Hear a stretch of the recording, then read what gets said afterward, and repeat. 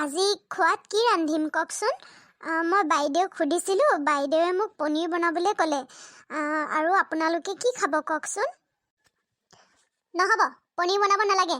মই মাছ থৈছোঁ ফ্ৰিজত, সেয়া মাছ বনা। তাই কোন ক'বলৈ? তাই এখন ঘৰৰ বোৱাৰী, তাই তোক অৰ্ডাৰ দিবলৈ কি বনাবি নবনাবি কোন হয় তাই?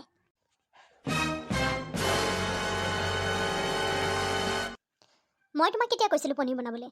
তুমি সুধিছিলা যে কোনে কি খাই ভাল পায়। মই ক'লোঁ যে পনীৰ খাই আমাৰ ঘৰৰ মানুহবিলাকে ভাল পায়, তেনেকৈহে কৈছিলোঁ। তোমাক মই ডাইৰেক্টলি কেতিয়া কৈছিলোঁ তুমি পনীৰ বনাবা বুলি?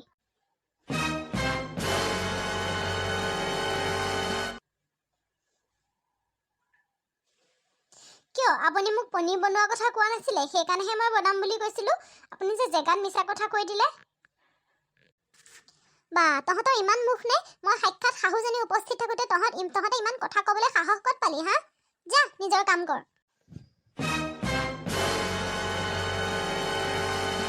এতিয়া কথা ক'বলৈ আপোনাৰ অনুমতি ল'ব লাগে। দুদিন পিছতচোন উশাহ ল'বলৈ আপোনাৰ পাৰ্মিশ্যন ল'ব লাগিব।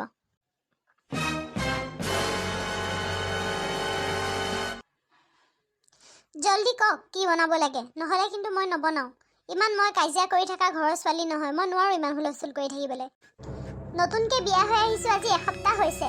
বস্তুবিলাক নাজানো, ক'ত কি বনাব লাগে, কোনে কি খায়। তাৰ কাৰণে আপোনালোকে ডাঙৰ হিচাপে মোক কৈহে দিব লাগে। আকৌ দুয়োগৰাকীয়ে মোৰ লগত যুদ্ধহে কৰিছে।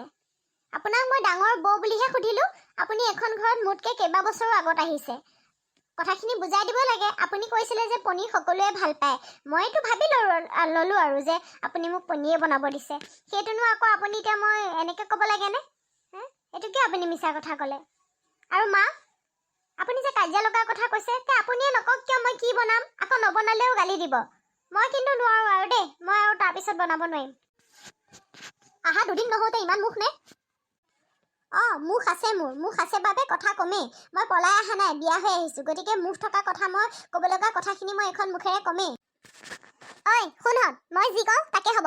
কোনো ডাঙৰ বোৱাৰী সৰু বোৱাৰী বুলি কথা নাই। বোৱাৰী মই এখন ঘৰৰ শাহু, গতিকে মোৰ মতে চলিব, বুজিছ? আপোনাৰ মতেইতো আজি ইমান দিনে চলি আছে। বিয়া হৈ অহা 5 বছৰে হ'ল। নিজৰ বুলিতো একোৱেই নাই, একো কৰিব নোৱাৰোঁ। না নিজৰ বুলি কিবা এটা বনাই খাব পাওঁ, না কাৰোবাক খুৱাব পাওঁ। প্ৰতিটো বস্তুতে আপোনাৰ চাউল কিমান কেইটা ল'ম, দালি কিমান কেইটা ল'ম, সকলোতে আপোনাৰ পাৰ্মিশ্যনে ল'ব লাগে। মানুহজনক কাপোৰ এটা কিনিব দিব হ'লেও আপোনাৰে পাৰ্মিশ্যন ল'লেহে মানুহজনে কাপোৰ কিনি দিয়ে। আগতে ময়ো এনেকুৱা ছোৱালী নাছিলোঁ গাভৰু বয়সত, কিন্তু আপোনাৰ লগত পৰি ময়ো তেনেকুৱা হৈ গৈছোঁ। কথাটোতো নোহোৱাও নহয়, তাই নতুনকৈ আহিছে, বস্তুবিলাক আমি শিকাই দিব লাগে। আৰু শিকাই নিদি আমি কাজিয়া লাগি আছোঁ। হ'ব, এতিয়া আপুনি মোৰ হৈ উকালতি কৰিব নালাগে। হ'ব, হাই কাজিয়া হুলস্থুল বহুত হ'ল। এতিয়া শুন, তহঁতে মোক এটা কথা ক, তহঁতৰ মাথাত যে উৰণি নাই কিয়? কোনে পাৰ্মিশ্যন দিলে তহঁতক উৰণি আঁতৰাবলৈ?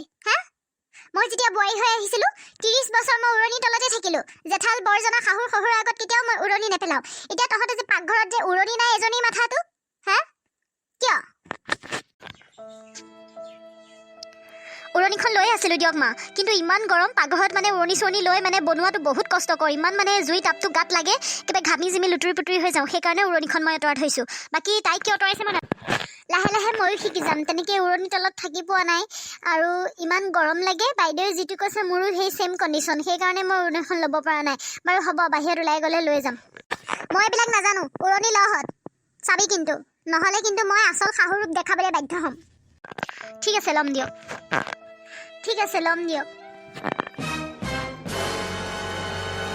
গা ধোৱা ঘৰতে কাপোৰ অলপ চাৰ্ফ দিয়া হৈ আছে। এজনীয়ে কাপোৰখিনি ধো আৰু এজনীয়ে ঘৰটো মুচ। কাইলৈ আলহী অহা কথা আছে। হ'ব বাৰু, আমি দুজনীয়ে সেইকেইটা কাম কৰি ল'ম। আপুনি পাচলিকেইটাকে কাটি দিব নেকি বহি বহি, বেয়া নাপায় যদি? বা মহাৰাণী বিয়া হৈ অহা এসপ্তাহ নহওঁতে মোক পাচলি কাটিবলৈ আদেশ দিছে। বাহ, মোৰ কপালে আদেশ দিয়া নাই। আমি দুজনী, এজনীয়ে যদি কাপোৰ ধুওঁ, এজনীয়ে যদি ঘৰ মোচাওঁ, ভাতখিনিওতো সময়মতে বনাবলৈ লাগিব। আপুনি যদি পাচলিকেইটা কাটি থৈ আমি আহি পেলাই আকৌ ভাতত লাগিব পাৰিম। নহ'লে আকৌ সময়মতে ভাত নহ'লেতো তাকো আপুনি গালি দিব। তেখেতলোকো অফিচৰ পৰা আহিবলৈ হৈছে।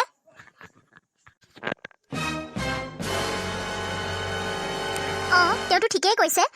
এজনীয়ে কাপোৰ ধুম, এজনীয়ে ঘৰ মুচিম। আপুনি পাচলিকেইটা কাটি থ'ব, আৰু যদি নাকাটে তেনেহ'লে কিন্তু পিছত আকৌ আপুনি ভাত দেৰি হ'ল কিবা কিবিকৈ হুলস্থুল লগাব নোৱাৰিব। ব'লক বাইদেউ, আমি কামকেইটা কৰোঁ। আহা কৰি লওঁ। সিহঁত দুজনী মিলছা। মোৰ মুখ চলাই সিহঁতৰ মিলছা। আপুনি কি শাহু মাকহে? বোৱাৰী দুজনী মিলি থাকিলে আপুনি ভালহে পাব লাগে, আপুনি আকৌ বেয়াহে পাইছে। তাকেই মই ভাবিছোঁ, আমাৰ ঘৰত আগতে বৌ দুজনীয়ে কাজিয়া কৰি আছিল। আমাৰ মায়ে আকৌ বুজাই, তহঁতে মিলি কৰি থাকিবি বাই ভনীৰ নিচিনা। আৰু আপুনি ভালহে পাব লাগে, আপুনি আকৌ বেয়াহে পাইছে। আপুনি ভাল পালেও বেয়া পালেও আজিৰ পৰা আমি দুজনী মিলিয়ে থাকিম, নে কি কয় বাইদেউ? অঁ, মিলিয়ে থাকিম।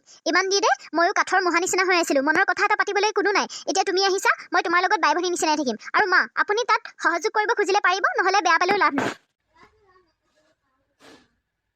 মা, আমি মাক জীয়েকৰ নিচিনা থাকিব নোৱাৰোনে? এই শাহু নামটো আপুনি উঠাই দিয়কচোন, বৰ বেয়া লাগে শুনি। আপুনিও মা, কি শাহু শাহু কৈ থাকে। সঁচাকৈ মা, আজিৰ পৰা আমি মিলিজুলি থাকিম কাজিয়া নকৰাকৈ। প্লিজ আপুনিও খং অভিমানবিলাক এৰি দিয়কচোন। শুন, শাহু কেতিয়াও মাক হ'ব নোৱাৰে আৰু বোৱাৰী কেতিয়াও ছোৱালী হ'ব নোৱাৰে। গতিকে এইবিলাক গান মোৰ ওচৰত নাগাবি। আৰু শুন, কাইলৈ মোৰ ছোৱালীজনী আহিব, ছোৱালী জোঁৱাই আৰু শাহুৱেক আহিব, মানে মোৰ বিয়নী জোঁৱাই আৰু মোৰ ছোৱালী, তহঁতৰ ননদ, বুজিছ? আৰু চাবি, সিহঁতে যাতে একো বেয়া পাই নাযায়। মাছ, মাংস, কণী আৰু পনীৰ, এই 4টা বস্তু কাইলৈ বনিব লাগিব ঘৰত। মই আৰু বাকী কৈ নাথাকোঁ, আলহীয়ে যাতে অকণো বেয়া নাপায়। ঠিক আছে, যা এতিয়া। অঁ, বিয়নী আহি পালে? কিবা অসুবিধা হোৱা নাইতো ৰাস্তাত? নাই নাই বিয়নী, কিনো অসুবিধা হ'ব।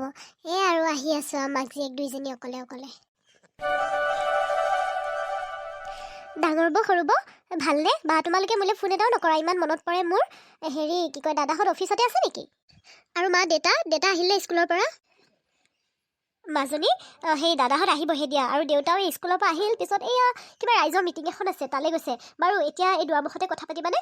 ব'লা আহা, কাপোৰ কানি সলাই লোৱা। মা আহক, বেগ থৈ পেলাই মুখ হাত ধুই কাপোৰ সলাই লওক। অঁ, তাকে। বাকী হেৰি নহয় মা, জোঁৱাই কিয় নাহিলে? মাজনী, জোঁৱাই কিয় নাহিলে? নক'বা আৰু দিয়া বোৱাৰী, তাক লগ ধৰিছিলোঁ। তাৰ বোলে কিবা অফিচৰ কাম আছে, নাহোঁ বুলি ক'লে। আমি বোলো দে, কি তেল মাৰি থাকোঁ। আমি দুজনীকে নাতে ক'বলৈ আহিলে, সেইকাৰণে বোলো দে, বোৱাহঁত বাপে পিতে বোলো থাক বনাই কৰি থৈ আহিছোঁ। আমি দুজনীয়ে গুচি আহিলোঁ। আৰু আমি দুজনী ঘূৰিয়ে বেছি ভাল পাওঁ। সিহঁত থাকিলে বেছি কথা ক'লেও হাঁহিলেও ক'ব, এই লাহে লাহে হাঁহচোন, লাহে লাহে কথা কচোন। আমি দুজনী একে গাড়ীখন উৰাই আহিছোঁ কথা ক'বত। মাজনী, তই যে চুৰিদাৰ পিন্ধি আহিলি কিয়? তোক মই এইবিলাক শিকাইছিলোঁ নে? কিনো হয় মা, পিন্ধক দিয়ক আৰু। কিনো হয় পিন্ধিলে তাই সৰু ছোৱালী। তোমাক সুধিছোঁ নেকি মই? তুমি মনে মনে থাকা। মই মোৰ ছোৱালীক সুধি আছোঁ, তুমি কিয় ওপৰতে মাত দিছা? মা, তুমি বৌক কিয় তেনেকৈ কৈছা? বৌ মানেতো নিজৰ মা নিচিনাই ন। বয়সৰ গেপ লাগিলে যিমানেই নাথাকক, কিবা এটা ক'লে আৰু, সেই বুলিনো তুমি কিয় বৌক তেনেকৈ লাজ পেলাই দিব লাগে চবৰ লগত? বাৰু হ'ব, ঘৰত আৰু এইবিলাক চলিয়ে থাকে। বাৰু হেৰি, ডাঙৰ বোৱাৰী, সৰু বোৱাৰী, কোৱাচোন, এই তোমালোকৰ ভণ্টিক কেনেকুৱা লাগিছে এইযোৰ চুৰিদাৰত? খুব ধুনীয়া লাগিছে মা। হয় মা, খুব ধুনীয়া লাগিছে। পিছে আপুনি তাইক চুৰিদাৰ পিন্ধিব দিবই নালাগিছিলে। সেইবোৰ বাদ দিয়ক বিয়নী, আপুনিও কওকচোন কেনেকুৱা লাগিছে আপোনাৰ ছোৱালীক এই চুৰিদাৰযোৰত? মই হ'লে ভাল দেখা নাই, বোৱাৰীক মেখেলা চাদৰ শাৰীতে ভাল লাগে। বৌ, মা, এইযোৰ আচলতে মোৰ মাৰ চুৰিদাৰ, মানে শাহুমাৰ চুৰিদাৰ। মায়ে আগতে পিন্ধি পালে এয়া চব বোলে হ'ব লগা বোৱাৰীৰ কাৰণে সাঁচি থৈছিলে। এতিয়া মই নিপিন্ধিলেও মায়ে কৈছে ইমান গৰম, তুমি আকৌ মেখেলা চাদৰ শাৰী পিন্ধিব নালাগে, ধুনীয়াকৈ চুৰিদাৰযোৰকে পিন্ধি যোৱা। সেইকাৰণে মই এই মাৰযোৰকে পিন্ধি আহিলোঁ। আৰু মাৰ চব কাপোৰ, আৰু আমাৰ যে কাপোৰৰ কোনো হিচাপ নাই।